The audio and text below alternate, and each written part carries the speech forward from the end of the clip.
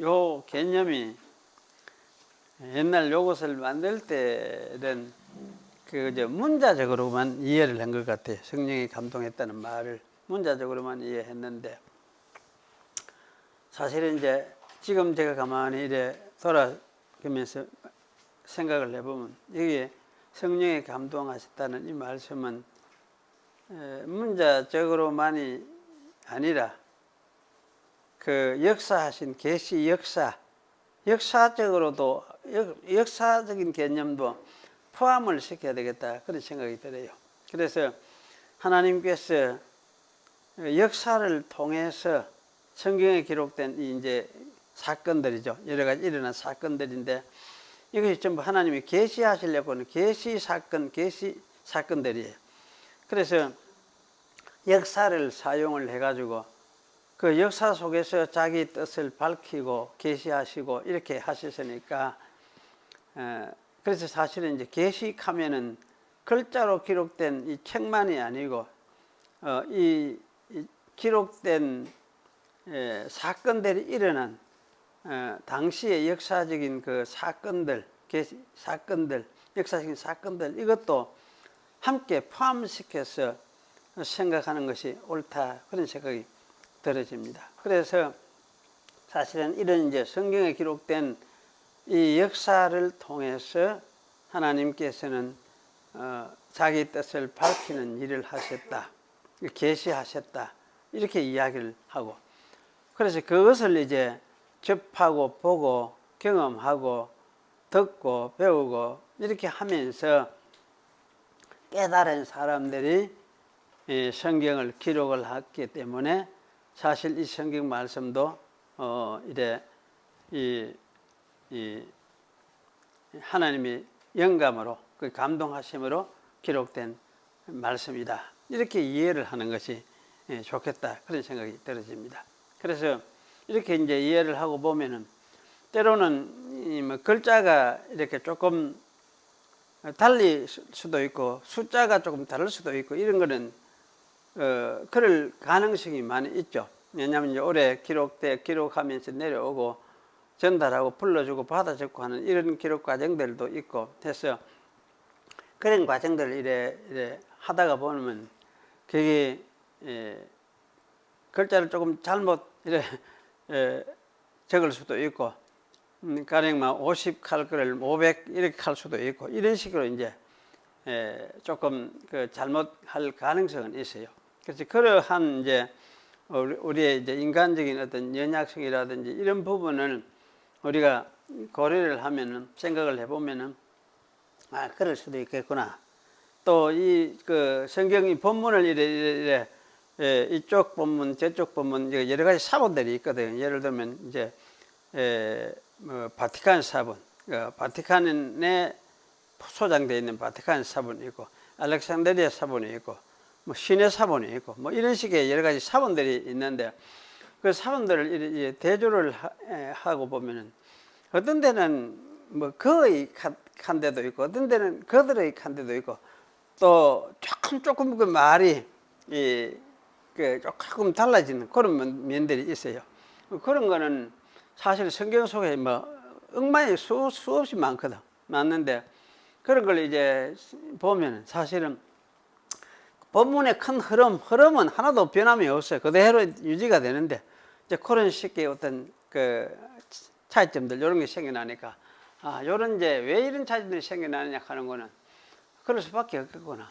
사람이 이제 불러주고 받아두고 전달하고 이러면서, 옛날에는 뭐 그냥 책이 다 떨어져 가면은 또 새로 쓰고 또 불러주고 받아두고 적고 하는 이런 과정을 거치고 이렇게 했으니까, 그래서 사실은 그런 과정 속에서 어쩌면 얼마든지 일어났을 수도 있겠구나, 그렇게 이제 생각이 되고, 그래서 사실은 이제 그런 약간 어떤 그 차이점은 있어도, 사실 본문 자체가 흐름이 뭐 이렇게 달라지고 한 건 전혀 거의 없어요. 거의 완벽하게 전달되어지는, 그런 측면에서 우리가 이제 생각을 할 때에, 이 성경 말씀 자체도 그야말로 이제 하나님의 말씀이구나, 이렇게 우리가 이해를 할 수 있고, 이 말씀이 하나님이 하신 계시 역사를 담아서 계시 그 역사 속에서 일어난 하나님의 그 뜻들을 밝히고 드러내는 것이기 때문에, 그래서 사실은 이 성경 말씀이 모두 하나님의 말씀이구나 하는, 계시의 말씀이구나 이렇게 이해를 하는 것이 너무나 타당하다 그렇게 생각이 되어집니다. 그래서 그런 측면에서 우리 이제 하나님의 말씀하는 것을 좀 이제 좀 더 문자적으로 막 기록한 요렇게만 생각하지 말고 좀 이제 더 폭넓게 생각하면서, 하나님이 자기 뜻을 밝힌 그 역사를 여기 성경 속에 이제 담아놨으니까, 성경에는 하나님이 자기 뜻을 밝힌 그 역사 속에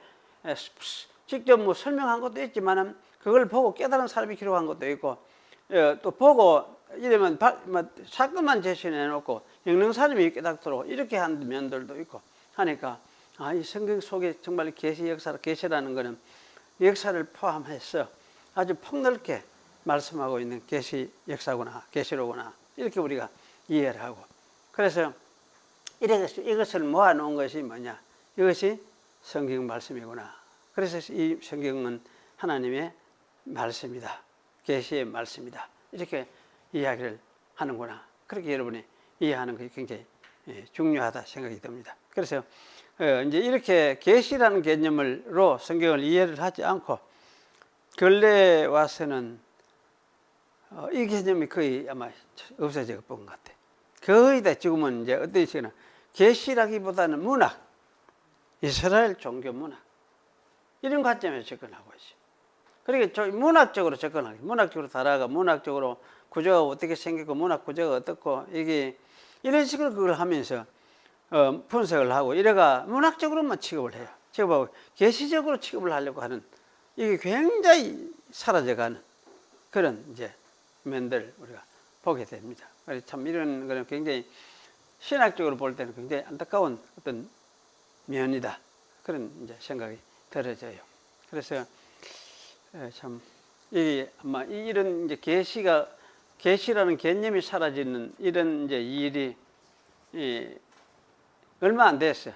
불과 뭐 한 그것도 1900년대 말 1980, 90년 이때부터 아마 더 그런 경향이 이제 강하게 나타나는 것 같아요.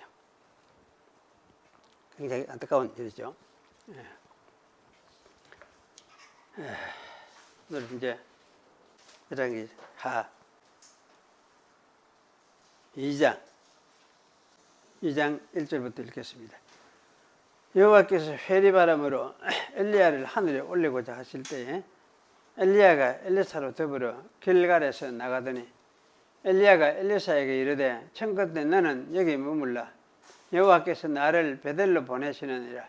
엘리사가 가로되 여호와의 사심과 당신의 혼의 삶을 가리켜 맹세하노니 내가 당신을 떠나지 아니하겠나이다. 이에 두 사람이 베델로 내려가니 베델에 있는 선지자의 생도들이 엘리사에게로 나와 이르되 여호와께서 오늘날 당신의 선생을 당신의 머리 위로 취하실 줄을 아나이까. 가로되 나도 아노니 너희는 잠잠하라. 엘리야가 저에게 이르되 엘리사야 청컨대 너는 여기 머물라. 여호와께서 나를 여리고로 보내시느니라. 엘리사가 가로되 여호와의 사심과 당신의 혼의 삶을 가리켜 맹세하노니 내가 당신을 떠나지 아니하겠나이다 하니라. 저희가 여리고에 이르매 여리고에 있는 선지자의 생도들이 엘리사에게 나와 이르되 여호와께서 오늘날 당신의 선생을 당신의 머리 위로 취하실 줄을 아나이까. 엘리사가 가로되 나도 아노니 너희는 잠잠하라. 엘리야가 또 엘리사에게 이르되 청컨대 너는 여기 머물라. 여호와께서 나를 요단으로 보내시느니라. 제가 가로되 여호와의 사심과 당신의 혼의 삶을 가리켜 맹세하노니 내가 당신을 떠나지 아니하겠나이다. 이에 두 사람이 행하니라. 선지자의 생도 50인이 가서 멀리 서서 바라보며 그 두 사람이 요단가에 섰더니 엘리야가 겉옷을 취하여 말아 물을 치매 물이 이리저리 갈라지고 두 사람이 육지 위로 건너더라. 마른 땅으로 건너더라. 이렇게 하면 되는데 건너매 엘리야가 엘리사에게 이르되 나를 네게서 취하시기 전에 내가 네게 어떻게 할 것을 구하라. 엘리사가 가로되 당신의 영감이 갑절이나 영감도 빼쁘고 당신의 영이 갑절이나 내게 있기를 구하나이다. 이러면 좋은데 감자를 또 연하니 또 이상하잖아. 가로되 네가 어려운 일을 구하는도다. 그러나 나를 네게서 취하시는 것을 네가 보면 그 일이 네게 이루려니와 그렇지 않으면 이루어지지 아니하리라 하고 두 사람이 행하며 말하더니 호련히 불소리와 불말들이 두 사람을 격하고 엘리야가 회리바라모를 타고 성천하더라. 엘리사가 보고 소리 지르되 내 아버지여 내 아버지여 이스라엘의 병거와 그 마병이여 하더니 다시 보이지 아니하는지라. 이에 엘리사가 자기 옷을 잡아 둘에 찢고 엘리사의 몸에서 떨어진 겉옷을 주워가지고 돌아와서 요단 언덕에 서서 엘리야의 몸에서 떨어진 그 겉옷을 가지고 물을 치며 가로되 엘리야의 하나님 여호와는 어디 계시나이까 하고 저도 물을 치며 물이 이리저리 갈라지고 엘리사가 걷느니라. 여리고 맞은편 여리고에 있는 선지자의 생도들이 저를 보며 말하기를 엘리야의 영감이 엘리사의 위에 머물렀다 하고 가서 저를 영접하여 그 앞에 땅에 엎드리고 가로되 당신의 종들에게 용사 50인이 있으니 청컨대 저희로 가서 당신의 주를 찾게 하소서. 염려컨대 여호와의 신이 저를 들여다가 어느 산에나 어느 골짜기에 던지셨을까 하나이다. 엘리사가 가로되 보내지 말라 하나 무리가 저로 부끄러워하도록 강청하며 보내라 한지라. 저희가 50인을 보내었더니 사흘을 찾되 발견하지 못하고 엘리사가 여리고에 머무는 중에 무리가 저에게 돌아오니 엘리사가 저희에게 이르되 내가 가지 말라고 너희에게 이르지 아니하였느냐 하였더라. 여기까지 읽었습니다. 그러하신 하나님, 오늘 또 옛날에 하나님께서 이스라엘 역사 속에서 특별히 특별한 사람들을 택하시고 또 그 역사 속에서 이스라엘과 함께 계시면서 자기를 나타내시고 말씀하시고 이끄시고 또 채찍하시면서 일하신 하나님의 역사를 저희들이 대합니다. 참 이 역사 속에서 일어난 여러 가지 사건들이 우리들에게도 동일한 하나님의 계시로서 말씀해 주시고 가르쳐 주시는 것을 압니다. 오늘 또 이 말씀 읽으면서 또 하나님의 계시의 말씀을 깨닫고 우리 마음에 새기려고 하오니 오셔서 저희와 함께 하시고 오지 못한 우리 성도들 어디에 있든지 함께 하시고 그들의 마음속에 주께서 말씀해 주셔서 동일한 말씀으로 내가 함께 있다는 말씀으로 확인하여 주시옵소서. 그래서 이 말씀을 듣고 깨달음으로 또 성도들이 새롭게 세상에서 살아갈지라도 육신의 생명으로 사는 것이 아니고 성령이 주시는 힘으로 사는 것을 깨달으며 주의 백성으로서 살아가고 있음을 다시 되새기는 은혜가 있도록 축복해 주시옵소서. 이 시간도 주의 말씀 우리 마음속에 주님이 말씀해 주시고 또 새길 수 있는 마음문도 열어주시고 오지 못한 성도들도 어디에 있든지 같은 동일한 은혜를 내려 주시옵소서. 저희 작은 교회와 또 작은 교회들을 붙들어 주시며 또 이 한국 교회들도 돌아보사 이 가운데서도 주의 백성들이 많이 있사오니 주님께서 인도하시고 은혜를 베푸르사 주의 말씀 위에 세워주시고 주님을 만난 사람들이 다 되어져서 주의 앞에서 주의 백성으로 살아가는 성도들 되도록 축복하여 주시옵소서. 그저 예수님의 이름으로 기도하옵나이다. 아멘. 네. 오늘 이 엘리야의 성천 이렇게 제목을 잡았는데요.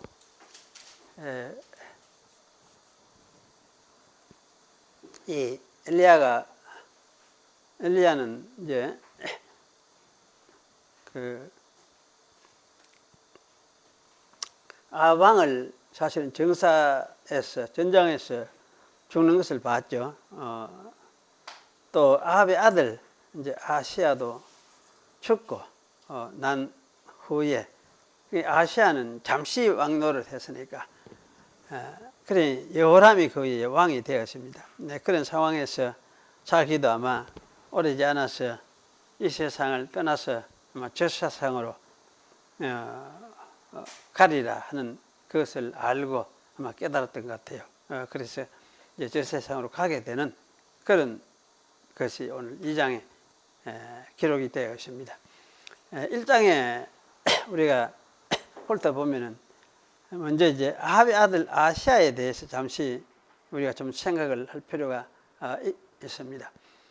아시아는 해를 걸쳐서 인년, 제가 만인년이 아니라는 걸 이렇게 표현을 했습니다. 그렇게 왕이 되고 그 다음은 해 지나고 그 다음에 해서 끝나고 하는 이런 식으로 이제 인년이라 할 수 있죠.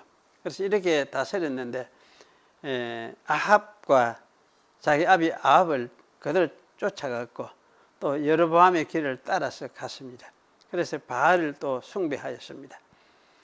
그의 그 인년의 통치는 그의 아비 아합의 그 연장이라 해도 과언이 아닙니다. 그래서 아비의 그 길을 참 그대로 갔다는 이야기가 계속 나오고 있습니다.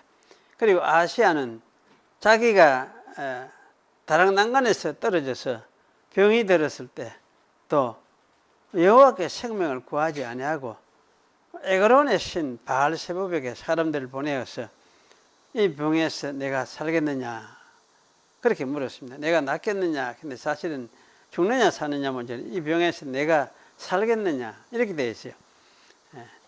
그래서 사실 에그론의 신 바알세붑은 어떤 신이냐 하면은 바알세붑 하는 말이 바알제붑 히브리 말로 그렇게 되어 있는데요. 바알이란 말은 주인이란 말이고 제붑이란 말은 팔이라는 말이에요. 그렇게 팔이의 왕이란 말이에요. 팔이의 왕. 바알세붑은 신약에도 나오죠. 바알세붑 이렇게 나오는데 팔이의 왕.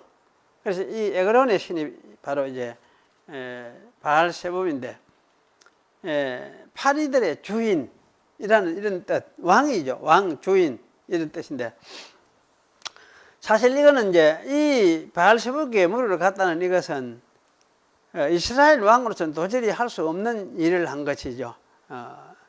그거는 이제 왜냐하면 이거는 이스라엘 가운데 계시는 여호와 하나님은 철저하게 무시했다는 것 마찬가지. 전혀 그 하나님에 대한 생각, 하나님의 의지해야 되겠다는 생각 전혀 없었다는 사실입니다.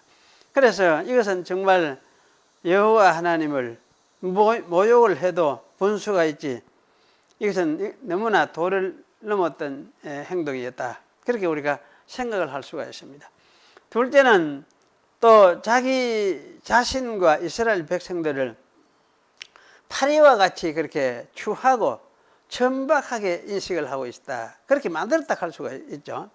그래서 이 파리의 주에게 물어버리고 사람을 보내었으니까 자기는 그러면 그 파리맛도 못한 존재 이스라엘이라는 것이 그런 존재라는 그런 어떤 것을 인정한 것이나 마찬가지다. 그렇게 우리가 생각할 수 있죠. 그러기에 이 사람은 이스라엘의 하나님 여호와에 대한 어떤 의식이라 조금도 가지지 않았고 또 자기 백성들이 하나님의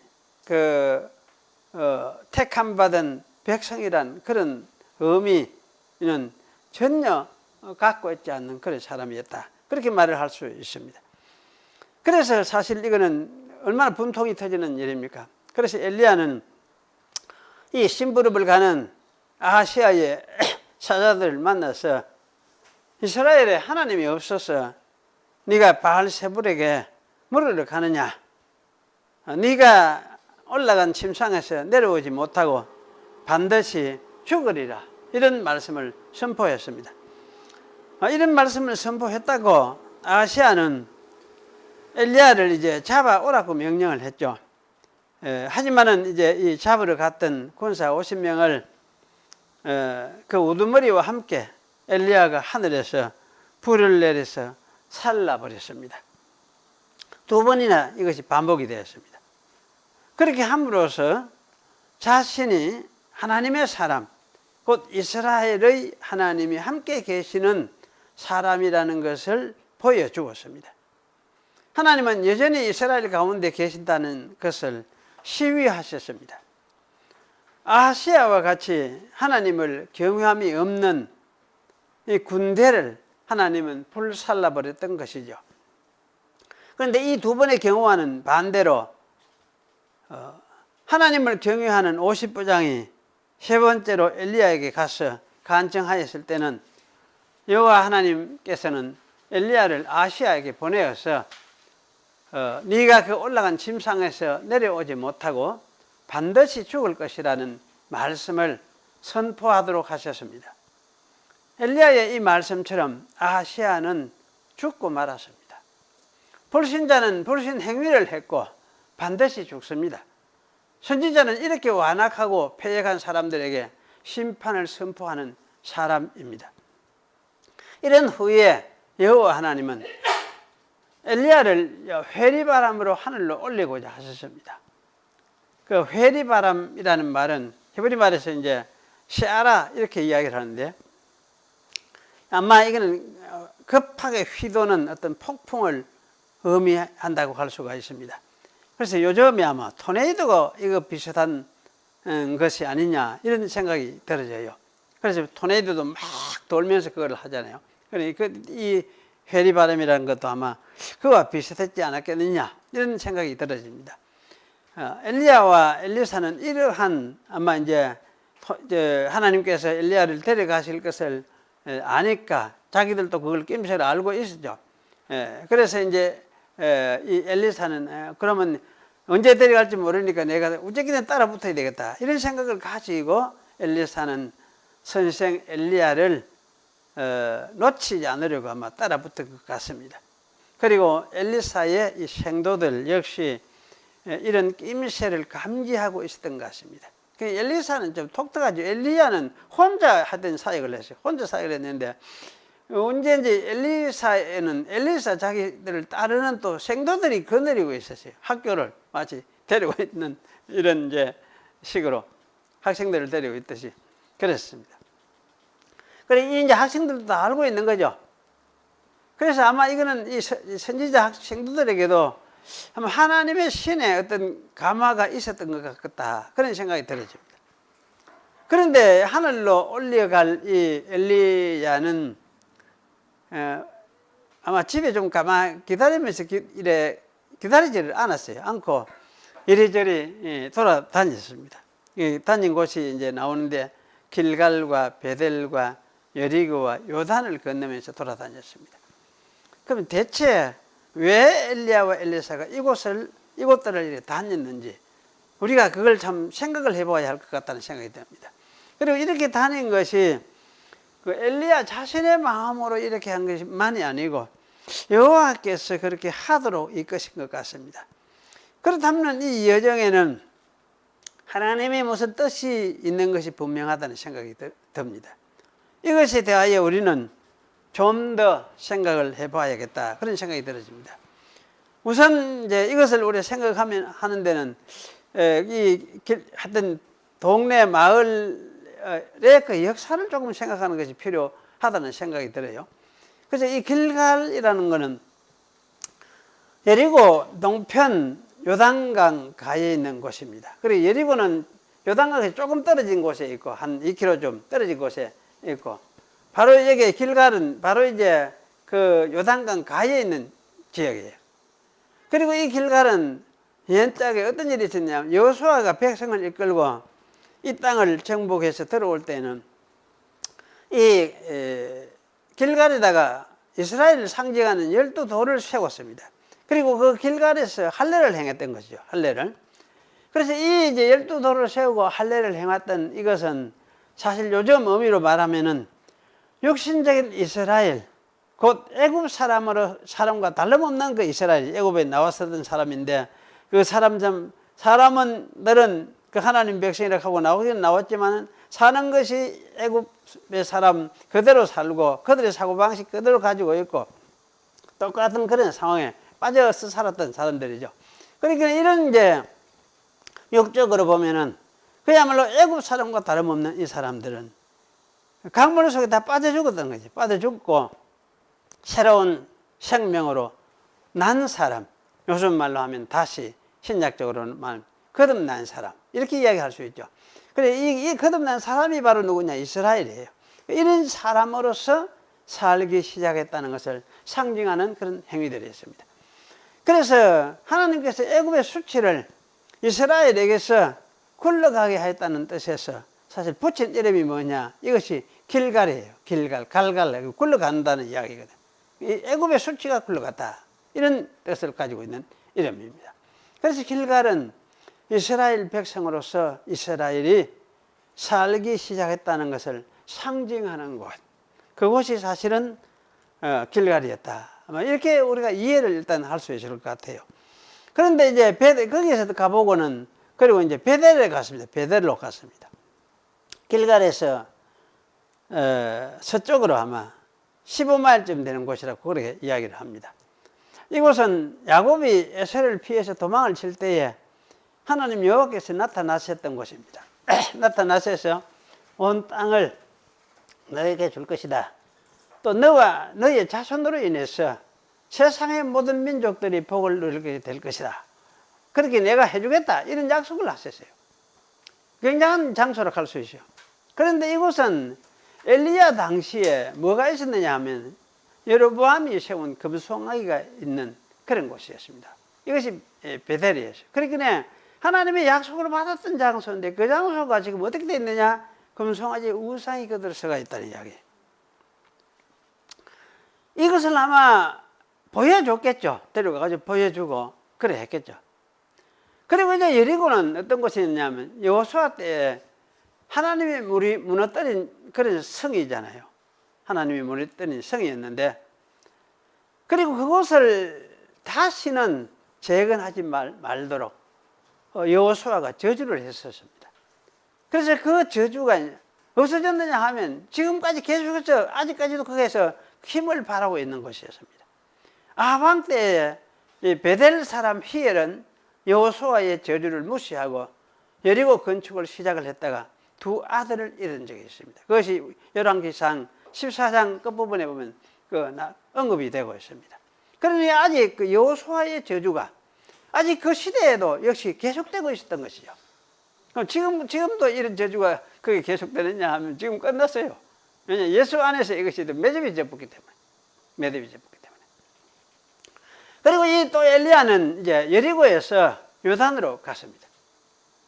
요단가에 이르러서 엘리야는 겉옷을 말아서 이제 물을 쳤습니다. 그랬더니 물이 이리저리 갈라지고 두 사람은 마른 땅으로 건넜다고 했습니다. 그 엘리야와 엘리사는 요단물을 가르고 동편으로 걷는 것이, 동편으로 건너서 강가에서 지금 이제 거닐고 있었던 거죠. 옛날에 그 여호수아가 백성을 이끌고 요단을 들어올 때는 언약궤를 메는 제사장들의 발이 요단물을 밟자 요단물이 갈라져서 강바닥에 드러났습니다. 이런 사실을 비추어서 생각하면 엘리야의 겉옷은 하나님의 임재하심을 상징했던 언약궤나 같은 기능을 가지고 있었다 할 수 있습니다. 그러니까 사실 겉옷을 이렇게 했다는 말은 겉옷은 그 사람의 엘리야를 상징하는 것이니까, 그러면 엘리야 자체가 하나님의 언약궤나 마찬가지였다, 그런 말씀이죠. 그러니까 엘리야가 하나님의 언약궤고 그 엘리야에게 하나님이 임재해 계신다는 것을 말해준 것이나 마찬가지입니다. 그런데 엘리야는 모세 시대의 표현으로 말하면 인간 법궤라고 말을 할 수도 있습니다. 또 모세에 비유하면 엘리야는 하나님의 인간 지팡이라고 말할 수도 있습니다. 하나님의 지팡이를 통해서 모세 시대에는 하나님의 능력이 발현되었었는데 이제는 엘리야를 통해서 하나님의 능력이 발현되었기 때문에 그렇습니다. 그런데 이제 엘리야는 이 요단강을 사실 건너버렸어요. 이런 건너버렸어요. 요단강을. 그러니 사실은 아마 이 강을 건너버렸다는 말은 사실 이거는 이쪽 세계에서 저쪽 세계로 넘어가 버린 것을 이야기해요. 그러니까 사실 엘리야는 자기가 이제 내가 하나님의 능력으로 하나님이 나와 함께 하시고 나를 자기의 법궤로 삼아가지고 계시면서 일을 하셨지만은 그 이스라엘 땅에서 이스라엘 백성들에게 하나님의 임재를 드러내시던 그런 일을 자기가 했었는데 이 강을 넘어와 버린 거지. 그래 이거는 이제 자기가 그렇게 할 그런 일을 하면서 행할 그런 시대는 지나가 버렸다는 것을 상징하는 거고, 어쩌면 자기는 나는 이제 여기서 이 강을 넘어왔으니까 강 넘어가는 거는 아주 저쪽 세계로 가는 걸 이야기하네. 다른 세계로 가는 걸. 그러니까 자기 자신은 나는 이제 다른 세계로 내가 이제 가게 되어 있다는 것을 암시해 주는 것 같기도 합니다. 그러니 마치 이것은 예수님이 이 세상을 떠나서 아버지께로 가는 이것을 뭐라겠습니까? 엑소도스라고 했거든요. 엑소도스. 이것을 말씀해 하셨어요. 이런 그 사건을 사실 연상시켜 주는 사건이 이 엘리야의 사건이에요. 이런 생각을 할 때에 엘리야와 엘리사가 이리저리 아마 여행을 한 목적을 짐작을 할 수가 있을 것 같습니다. 즉 이스라엘이 가나안 땅에 들어올 때에는 여호와 하나님과 함께 거듭난 자로 살기로 언약을 맺었던 사람이었는데 이게 이스라엘이거든. 지금은 어떤 상태에 되냐? 지금 사이비 종교와 우상 숭배에 빠져 있고, 그래서 저주가 여기에 머물고 있는 땅이 되어 있다. 이것을 인식을 시키겠다. 그런 생각이 들어집니다. 선지자가 된다는 것은 사실 이러한 것을 이러한 형편에 빠져 있는 그래 이거는 반이스라엘이죠. 비이스라엘도 아니고 반이스라엘적인 사람들이에요. 이런 사람들을 네가 앞으로 쳐서 너는 이제 나는 가지만은 너는 이것과 싸워야 되는 그런 위치에 있다. 이걸 되새겼겠다. 그런 생각도 들어요. 그래서 사실은 이제 자기 엘리사를 데리고 이런 것을 아마 보여주고 생각을 하도록 만들지 않았겠느냐, 교육을 하지 않았겠느냐, 그런 생각이 들어집니다. 그러면서 참 선지자라는 것은 하나님의 심판을 선포하는 일을 해야 할 사람이라는 것을 아마 주지시켰겠다. 이런 사람들이 그런 심판을 선포해야 되거든요.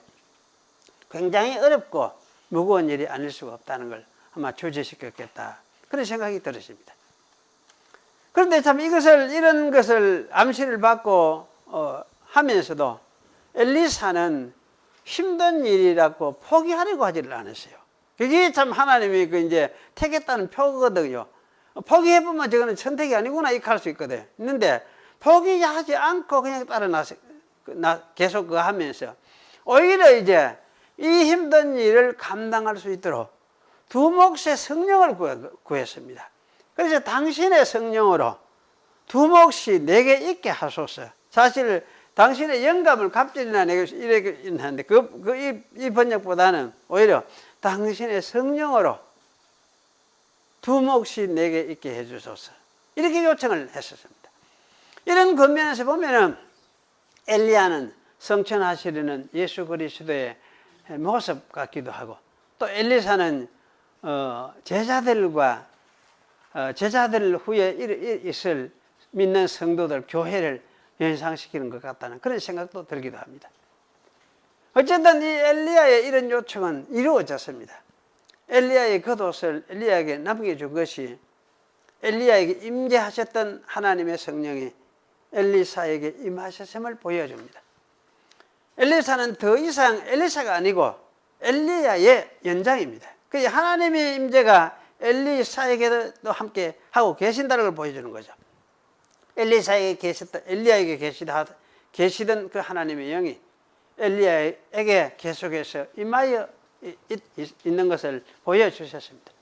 그리고 엘리사는 엘리야가 행한 이적들보다 사실 배나 더 많은 이적들을 행하면서 사역을 했습니다. 그래서 이 이적 사역들을 다 개수를 이래 세어 보니까 하여튼 엘리사보다 배나 많더라 이렇게 말을 하는 사람도 있습니다. 어쨌든 하나님은 이 엘리사와 함께 하시면서 이스라엘 가운데 자기가 임재하고 계신다는 사실을 보여주셨습니다. 인간 엘리야가 이스라엘의 병거와 마병이 아니라 여호와 하나님 자신이 진정한 이스라엘의 병거와 마병임을 깨우쳐 주셨습니다. 그래서 저는 여기서 오늘 엘리야의 성천에 대해서 이제 좀 생각을 해보겠습니다. 엘리야는 이러고는 이제 성전에 가셨죠. 11절에 보면은 불수레와 불말들이 두 사람을 나누고 엘리야가 회오리 바람 가운데서 하늘로 올라갔다 이렇게 말을 했습니다. 회오리 바람은 욥기에서는 사실 폭풍이라고 되어 있습니다. 나오고 있습니다. 하나님이 폭풍 가운데 자기를 나타나셨다 그렇게 말씀하고 있어요. 그리고 열왕기상 19장 11절에서는 산을 가라고 바위를 부수는 크고 강한 바람, 이것도 역시 시아라, 이 회오리 바람과 같은 말이 사용되고 있습니다. 그리고 이 회오리 바람 역시 하나님의 임재를 보여주는 한 형식인 것은 틀림이 없습니다.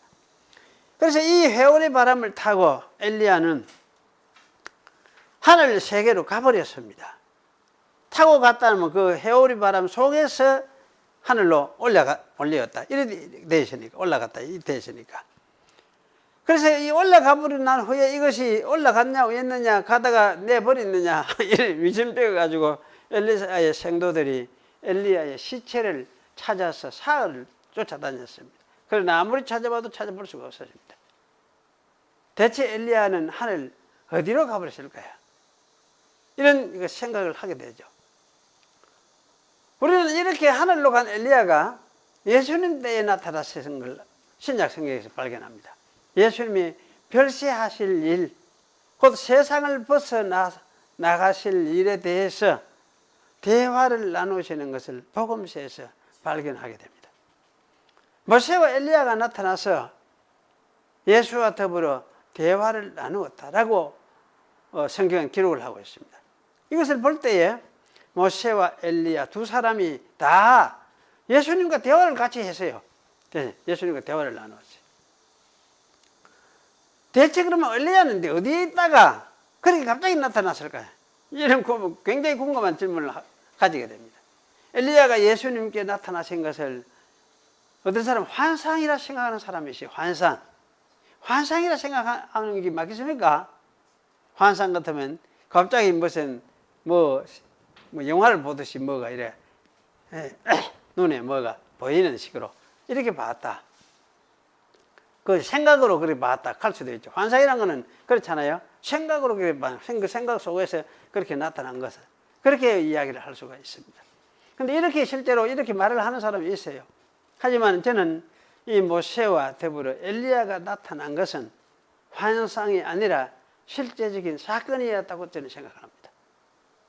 그러면 이제 엘리야는 어디에 있다가 갑자기 나타나서 예수님과 대화를 나누었을까요? 우리 이걸 좀 생각을 해보는 것이 참 필요하다는 생각이 들어요. 이걸 한번 생각을 좀 크게 생각을 해봐야 돼요. 이게 성경에 명백하지 않는 것이기 때문에 조심스럽지만은 잘 생각해 봐야 돼요. 그래야 우리 이제 성경적인 세계관이 형성이 되는 것 같아요. 성경적인 세계관이. 지금까지 성경적인 세계관 하는 것에 대해서 별로 이래 크게 관심을 안 가지고 설교를 했던 것 같기도 한데, 어쨌든 저는 자꾸 생각을 하면서 여기 지금까지 이 신학에서 이렇게 가르쳤다고 했던 것이 하여튼 세계관이라는 이런 관점에서 하나의 큰 틀을 가지고 적분을 한 것이냐, 그거하고 좀 그렇게 하지 못한 것 같다 이런 생각이 들어요. 그래서 사실은 이건 하나로 어떻게든 틀을 만들고 이해를 하는 것이 중요한데, 하나님은 어쨌든 저 하나님 저 멀리 하늘의 세계에 계시고 또는 성령을 보내셔서 이렇게 역사를 하시고, 그러면서 이제 이 세계는 이제 창조 세계고 이렇게만 생각을 하면, 그래 상당히 창조는 창조고 하나님은 하나님이고 이걸 이렇게 해서 나누어서 생각을 해온 것이 주로 포인트가 그렇게 되었던 것 같아요. 사실 그것이 틀린 것은 아니에요. 하나님은 창조주 하나님으로서 하나님의 초월성, 독특함, 이 피조물과는 완전히 차원이 다른 그런 어떤 분이라는 걸 강조하는 건 굉장히 중요하거든요. 그런 의미에서 사실 하나님은 하나님이시고 이 피조된 세계는 피조된 세계고 이렇게 이해하는 것도 필요하지만은, 또 다른 한편으로는 이 하나님과 피조된 세계가 구체적으로 그러면 어떻게 연결이 되어 있느냐 하는 거죠. 어떻게 연결이 되어 있느냐, 어떻게 관계가 이루어지고 있느냐. 하는 걸 우리가 이제 생각을 해볼 필요. 그래야 하나의 틀로서 이해할 필요가 있겠다는 말씀이죠. 그래서 우리가 이제 이런 부분을 좀 생각을 해봐야 될 것 같은데, 우선 일차적으로 우리가 기억을 할 것은 이것입니다. 창조하시기 전에는 아무것도 없었습니다. 창조하시기 전에는 우주에 아무것도 없었잖아요. 그냥 오로지 있는 것은 삼위일체 하나님밖에 없었어요. 그리고 이 삼위일체 하나님은 모든 것이죠. 아무것도 없는 중에 그분만 있고 그분만 전부이거든. 그러니 사실 하나님은 모든 것 되시는 분이다, 이렇게 말을 할 수도 있고 전부이신 분이다, 이렇게 말을 할 수가 있어요. 이런 분이 물질 세계를 창조를 하셨습니다. 그러면 이 물질 세계를 창조를 하셨으면은 삼위일체 하나님은 전부신 삼위일체 하나님 안에 물질 세계를 창조한 것이 틀림없다, 이렇게 우리가 말을 하는 것이 틀리겠습니까? 그럴듯합니까? 이거부터 한번 궁금한데 물어봅시다.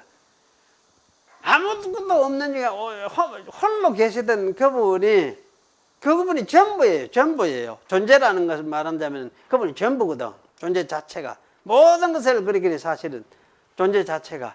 그러면 그분이 천지를 창조를 하셨다, 물질 세계를 창조를 하신 거지. 그러면은 사실은 이 창조 세계는 그분과 안에 창조했다, 이렇게 하는 게 맞나? 안 그러면 그분 밖에 별도로 어떤 대상으로서 창조를 했다, 이렇게 하는 게 맞을까요? 어떻게 하는 게 맞겠습니까? 어떻게 하는 게? 저는 그렇게 생각해요. 그 하나님이 아무도 홀로 계셨던 그런 분인데, 그분이 무한하시고 영원하시고 그런 하나님이시면 그분이 창조하신 창조의 세계도 또 이 자기 안에, 자기의 세계 안에, 이걸 성령이라고, 그렇게 성령의 세계라 이렇게 말을 한다면은 이 자기의 성령 안에서 창조를 하신 것이 아니냐, 이렇게 말을 하는 것이 타당하겠다는 생각이 들어요. 그래서 저는 이제 이 하나님은 자기 성령 안에 이 물질 세계를 창조를 하셨다, 이렇게 저는 말을 해봅니다. 그런데 사실은 현재 이제 빅뱅을 말하는 사람들은 사실은 과학에서는 그렇거든요. 빅뱅 이전에 무엇이 어떤 상태로 있었는지 아무도 모른다거나 말을 할 수가 없어요. 그 이전에는 아무도 모르니까. 그리고 어떻게 해서 빅뱅이라는 것이 갑자기 생겨났는지, 발생하게 되었는지, 무슨 작용이 있어서 그것이 그 빅뱅이라는 사건이 생겨났는지 그걸 설명을 할 수 못해. 과학에서는 그거에 대해서는 노코멘트, 전혀 몰라. 그럼 무조건 빅뱅이 있어, 이렇게만 이해를 하지. 하지만 우리 이 성경을 관점에서 보면은 이 물질 세계가 있기 전에 영이신 삼위일체 하나님이 영원히 계셨다. 그분이 모든 물질 세계를 창조하셨다고 이렇게 말을 하고 있습니다. 그렇다면 이제 하나님의 창조는 이 하나님의 영 밖에서 이루어진 것이 아니고, 이 물질 세계와 영은 사실 성질은 전혀 다른 성질을 가지고 있죠. 그래서 서로 감각할 수 없고 서로 하지만은 느낄 수 없지만은 어쨌든 느낄 수 없다고 감각할 수 없다고 해서 영이 존재하지 않는다는 말이 안 되거든요. 이게 말이 아니거든요. 그래, 이거는 세상 사람들, 안 믿는 사람들, 하나님 인정하지 않는 사람들 같으면은 이걸 아마 영이 존재한다, 이걸 인정을 안 하겠죠. 안 하니까 못 믿는 거지. 그런데 우리가 이제, 그럼 이 물질 세계 이것만 근본적으로 다냐? 아니라는 이야기예요. 물질 세계 이게 다가 아니고, 오히려 이제 이 물질 세계보다도 더 하나님의 영의 세계, 영이 계시는, 이것이 사실은 진짜라, 진실이라는 이야기예요. 그래서 사실 이렇게 생각할 때 하나님은 자기의 무한하신 영 안에 물질 세계를 창조하신 것이 옳다는 생각을 저는 하게 됩니다. 그러면 이 물질 세계도 그러면 이제 이 물질 세계가 이런 세계라면 이 물질 세계도 하나님의 영이 움직이고 운행하시고 계신다고 생각하는 것이 타당하잖아요.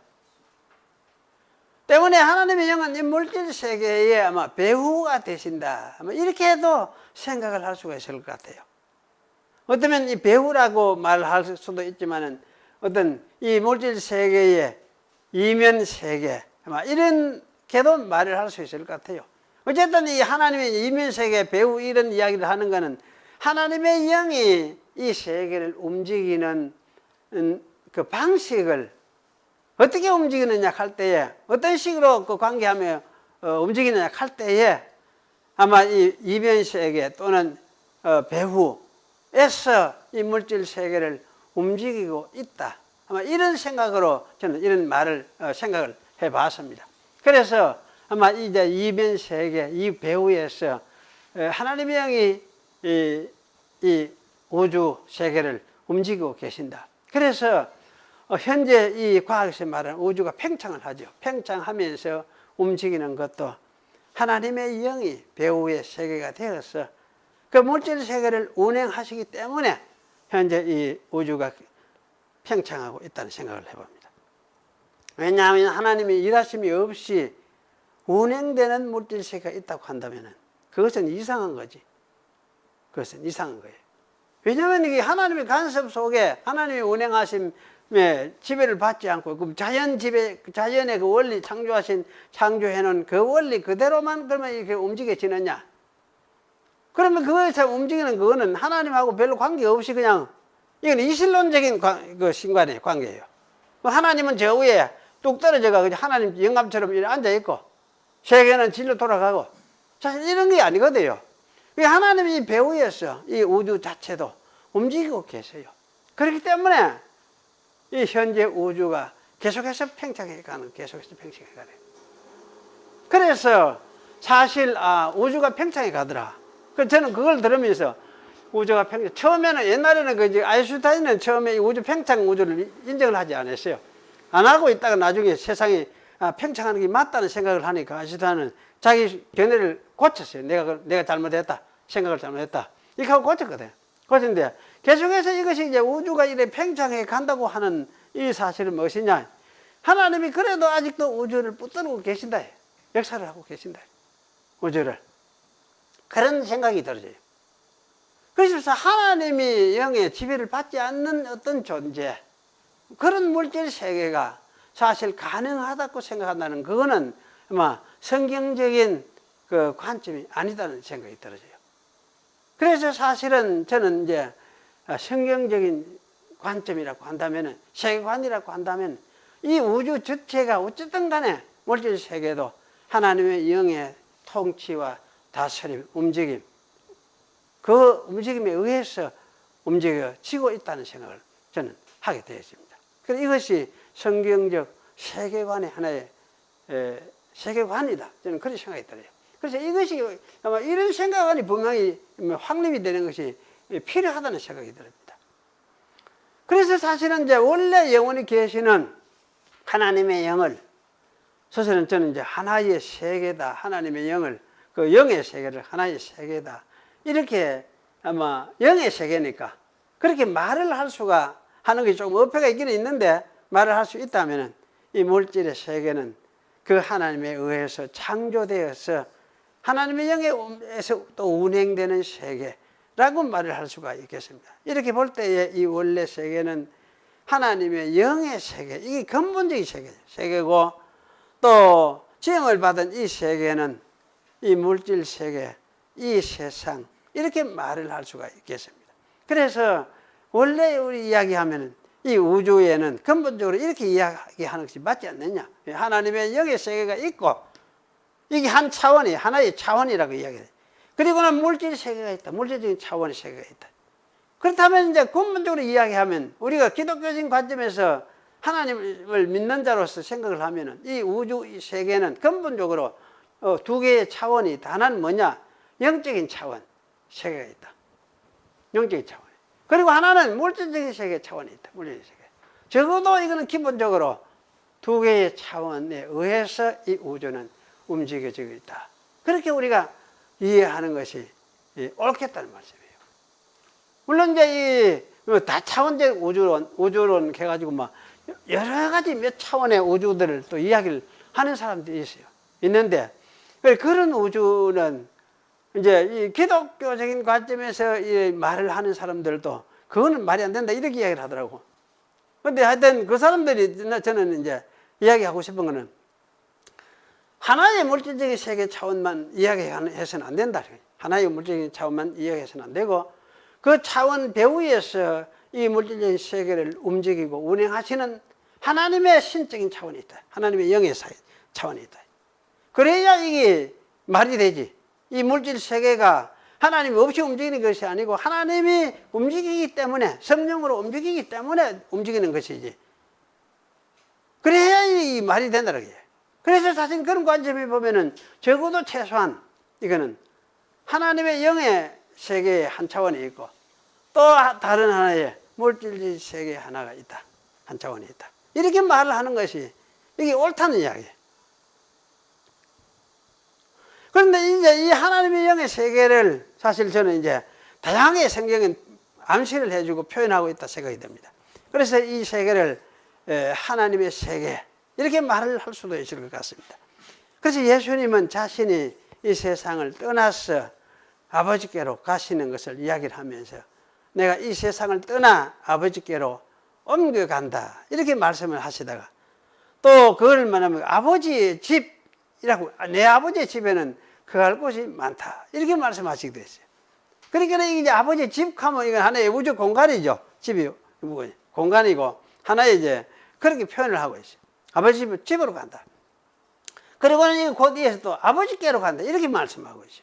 그러니까 아버지께로 간다, 아버지의 집으로 간다, 또 너희들이 거기에 거할 곳이 많다 이렇게 이야기를 하면서 이것을 모두가 뭐 성령과 관계지어서 이야기를 하고 있습니다. 그래서 이거는 어떻게 이것이 가능해지느냐 할 적에 요한복음 14장에 보니까 나중에는 성령으로 이것이 가능해진다. 성령 안에서 성령을 내가 보낼 것이고 너희들 성령을 받고 성령이 너희들 가운데 거하시고 너희들이 성령 안에 들어와서 그러면 성령 안에 들어오는 것이 뭐냐? 너희들이 이제 내 안에서 예수님 내 안에서 있는 것이고 내하고 너하고 같이 누구냐? 하나님 아버지 안에 있는 것이다. 이런 말씀을 하고 있어요. 이렇게 되는 이 모든 것이 뭐냐? 성령의 사역으로서 이런 일이 벌어진다. 이렇게 말씀하고 있어요. 그래서 사실 이렇게 되는 이 새로운 세상 이것이 뭐냐? 이것이 근본적으로 아버지 하나님께서 이루려고 의도하셨던 일이라는 것을 말씀하고 있고 이것을 아버지의 말씀 요한복음 그런 말이에요. 아버지의 말이 바로 이런 것이다. 또 아버지의 뜻 이렇게 말하는 거죠. 그래서 이런 모든 것이 뭐냐? 이렇게 되는 이것이 영적인 세계, 성령에 속한 일이라고 말을 하고 있는 것 같아요.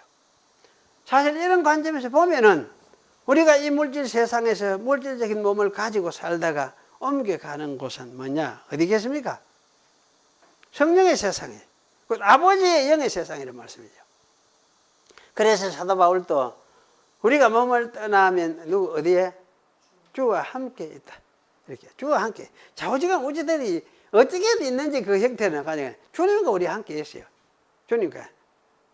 이런 세상을 아마 바울이 셋째 하늘이라고 표현한 것 같아요. 고린도후서에 보면. 그리고 이 영의 세상 또는 아버지 하나님 안 또는 성령 안이라고 이렇게 또 말하고 있는 것 같아요. 아버지 안에, 성령 안에. 바울이 이야기해서 성령 안에. 우리 교회는, 우리 성도는 어디에서 사느냐? 이 땅에서 사는 것이 아니고 성령 안에 산다. 계속 그 이야기를 하고 있어요. 성령 안에. 그래서 신자의 우리는 어쨌든 이런 세상 안에 존재하는 이 세상 존재가 아니고 어디입니까? 성령 안에 있는 존재들이 그렇게 이야기를 하는 거지. 성령 안에 있는 존재들이. 그래서 성령 안에 있는 존재 모세와 엘리야도 이 성령 안에 있다가 예수님과 이야기하기 위해서 나타나신 거지. 그래서 모세와 엘리야가 나타나서 실제적인 이야기로 실제 대화를 했던 거지. 그래 이때에 사실은 이 세상을 떠난 성도는 뭡니까? 아직 부활의 몸을 가진 것은 아니죠. 이거 예수님만 이런 몸을 가졌으니까. 예수님만 이 몸을 가졌는데 우리 성도는 죽고 나면 우리는 어냐? 육신이 잠시 죽음으로 이 육신이 흙으로 돌아간다 하지만은 우리는 어떠냐? 이 성령 안에 우리 들어가서 성령의 품 속에 우리 안기게 돼. 아버지 품 아닙니까? 그래서 모세와 엘리야도 이러한 이제 부활의 몸을 가진 것은 아니지만은 이와 같이 하나님의 영 안에서 있다가 나타났다. 저는 생각합니다. 그래서 그 이제 하나님의 영 안에 우리도 세상을 떠나면 사실 아버지 하나님의 영 안에로 우리가 돌아가서 그 품 안에로 우리는 돌아가서 안기게 될 것이다. 그런 생각이 들어요. 사실 이런 상태가 되면은 이거는 뭡니까? 육신이라는 것은 어떤 상태로 있든지 어디에 있든지 사실 별 상관이 없죠. 육신이란 것이. 이게 뭐 우리 시기의 육신이 어떻습니까? 요새는 화장을 해가지고 뿌리 뿌리고 그거 하잖아요. 그건 상관없어요. 그런 거 상관이 없어요. 상관이 없어요. 왜냐하면 새로 주실 육신 몸은 현재 우리의 육신하고 이거하고 뭐 성질이 다른 몸이에요. 하늘에 속하는 몸, 하늘 존재로 사는 몸, 그런 몸을 하나님 우리에게 주실 것이니까. 이거는 그야말로 물질의 몸이죠. 물질적인 몸이에요. 그래서 사실은 주님께서 우리에게 새로운 정체를 입혀 주실 것이냐, 그걸 우리가 바라보고 살아가는데, 이제 이것을 보장하고 한 사건이 뭐냐? 그게 무슨 사건입니까? 예수님의 부활 사건이에요. 예수님의 부활 사건. 그래서 예수님의 부활 사건은 장차 우리에게 일어날 모든 사건을 다 함축하고 있다. 함축하고 있고, 그 약속을 거기에 포함시켜 놓고 있다. 그 예수님 자기 부활하신 것처럼 우리들도 부활하게 될 새로운 몸이. 그 예수님과 같은 몸으로서 우리가 부활하게 될 것이다. 이걸 말씀하고 있는 거지. 이렇게까지, 그러면 우리가 이제 그 중간 상태는 어디에 있느냐 할 때 성령 안에 있는 거예요. 성령 안에. 이 성령 안에는 뭡니까? 이 세상 물질적인 차원이 아니에요. 아니고 이거는 어디입니까? 영의 세계예요. 영의 차원 속에. 영의 세계 속에 있는 거지. 이것이 참 우리가 현재 좀 알기 힘든 부분이 많죠. 왜냐하면 그거는 좀 무궁무진한 어떤 그 가능성이 있는 그런 세계이거든요. 영의 세계. 그래서 사실은 우리는 이제 예수님께서 말씀해, 내가 그 길이다. 내가 아버지께로 간다. 이렇게 말씀해. 내가 아버지께로 가는 길이다. 이렇게 말씀했잖아요. 내가 아버지께로 가는 길이다. 그 영의 세계로 가는 길이다. 또 너희들이 영의 세계에 참여하도록 만드는 그 길이다. 그렇게 말씀하고 있어요. 그러니까 이거는 이제 죽음에서 죽을 때 우리를 아버지께로 데려가는 그 길뿐만 아니고 또한 무엇이냐? 마지막 재림 때에 새 몸을 입혀주시는 그때도 내가 그렇게 할 것이다. 그런 약속을 담고 있어요. 내가 길이라는 말이. 그래서 사실 예수님은 이런 영의 세계와 물질의 세계도 결국은 연합시키고 통일시켜서 온전히 하나의 통일된 하나님의 통치를 따르는 그런 세계로 만들어내실 분이다. 특히 우리 인간을 그렇죠. 그 하나님의 통치를 따르는 그런 인간으로서 온전케 만들어내실 분임을 예수님은 말씀을 하셨어요. 그래서 이것을 두고 내가 그 길이다. 내가 그 길이다. 나는 길이요 진리요 생명이네. 헬라 말에서는 나는 그 길이요. 그 길이요. 그 헬라어의 정관사 호는 굉장히 중요하거든요. 나는 그 길이요. 나는 또 그 진리고 그 생명이다. 이렇게 얘기하고 있어요. 그래서 사실 여기 이제 예수님은 내가 이러한 세계를 준비해 놓고 아버지께서 이것을 이루기 위해서 나를 세상에 보내셨다. 그러면서 내가 바로 그 길이다. 내가 바로 그 진리다. 그 진리고 내가 그 생명이다. 그 생명을 누리게 하는 자다. 이렇게 예수님은 말씀을 하셨어요. 그것이 요한복음 14장에 나오는 말씀입니다. 이것이 아마 우리 신자들이 깨달아야 될 어떤 이 세계관이라는 생각이 들어요. 세계관은 세계를 어떻게 볼 것이냐 하는 것을 말하고 있고, 이 속에는 또 인간이 어떻게 될 것이냐, 인간의 종말이 어떻게 될 것이냐 하는 것을, 세계와 종말이 어떻게 될 것이냐 하는 것을 다루고 있는 것이 세계관이라고 할 수 있죠. 그래서 사실은 이런 세계관이 뭐냐, 성경적인 세계관이 하나의 확립이 되기는 이것이 굉장히 중요한 것이다, 이런 생각이 들어집니다. 그래서 우리는 이런 생각을 확립을 하고 이걸 성경을 토대해서 더 확인해 가면서 참 살아가는, 가야 될 사람들이에요. 그렇지 않으면 계속 세상에 살다가 세상에 그저 이렇게 붙잡혀서 여기에 사로잡혀가지고 흔들리고 극하다가 실험하고 극하다가 여기에 빠져서 우리에게 주어진 약속이 무엇인지도 잊어버리고 극하면 더 이제 고통 속에 빠지게 돼요. 그런데 사실 이러한 약속을, 예수님을 통해서 한 약속을 되새기면서 여기에서 위로를 받고 또 여기에 힘을 얻는 거죠. 이러면서 우리가 살아갈 수 있죠. 그래서 성경이 뭡니까? 생명의 말씀이다. 이까지요. 생명의 말씀. 이 성경의 말씀 속에서 힘을 얻고 다시 용기를 얻고 그러면서 우리가 살아갈 수 있는 거죠. 그래서 오늘 사실은 이런 관점에서 엘리야의 성천이 오늘 우리에게까지도 연결되어 있는 진리를 담고 있다. 예수님은 사실 이것을 확실하게 이루어 보여주셨고, 그래서 우리에게도 사실 이런 이제 이 진리를 담고 우리에게 가르쳐 주고 있는 것이다. 그래서 이것을 가르쳐 주고 계시해 주는 것이 이것이 성경의 말씀이고 성경 계시 사건이다. 그래서 엘리야의 성천, 예수님의 성천, 그 다음에 우리의 뭡니까? 성령 안으로서의 들어감, 그 성천이죠. 우리도 성천이, 성령 안에 들어가면 우리 성천이요. 계시록에 이거 뭡니까? 하늘 나라, 하늘 모습. 그게 바로 이 하나님 안에 들어간 우리의 세계의 모습을 그렇게 표현해 주고 이런 생각을 할 수 있어요.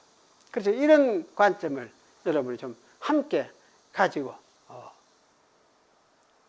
있었으면 좋겠다, 이런 생각이 들어집니다.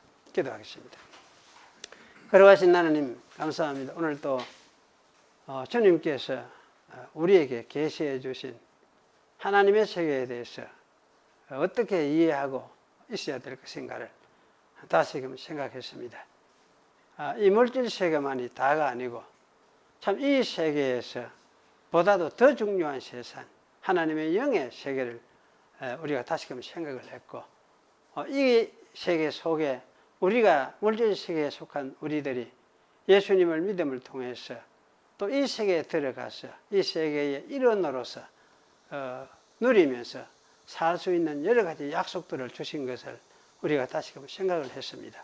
저희들로 하여금 이 사실들을 깨닫고 우리 마음속에 이것을 확인하면서 되새기면서 또 힘을 얻고 그래 하면서 이 남은 저희의 생애들을 살아갈 수 있도록 하나님께서 저희에게 힘과 능력을 주시고 또 이 말씀을 우리 속에 새겨주시고 마음에 이 말씀의 능력을 따라서 또 저희들이 이 세상 살지만은 이걸 극복하면서 하나님 나라의 소망을 두고 살아가는 그런 저희들이 될 수 있도록 하나님 은혜를 베풀어 주시옵소서. 예수님의 이름으로 기도하옵나이다. 아멘.